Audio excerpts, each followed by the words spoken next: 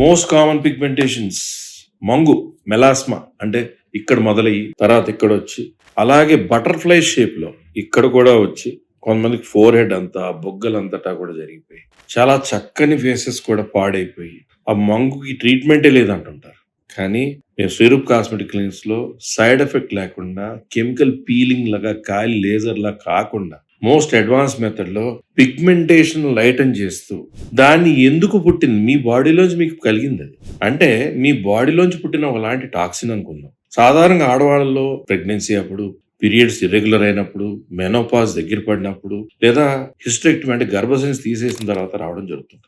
So ఎక్కువగా ఆడవాళ్ళలో కనపడుతుంది. జెనెటికల్ గా కూడా అమ్మకు లేకపోతే మేనత్తలకు ఉన్నా కూడా రావడం ఫ్యామిలీలో జరుగుతుంది. దాని ట్రీట్మెంట్ ఉంది. సింపుల్ గా వారానికి ఒకసారి సింపుల్ ట్రీట్మెంట్ చేసుకుని ఇంటి దగ్గర వాడాల్సిన క్రీమ్ దానితో పాటు వాడాల్సిన యాంటీ ఆక్సిడెంట్స్ వాడినట్లయితే క్రమేపీ తగ్గిపోదు. 100% పోయిన వాళ్ళని చూస్తాం, అలాగే 50-60% పోయిన వాళ్ళు కూడా చూస్తాం. గ్యారంటీగా పోవడం అయితే జరుగుతుంది.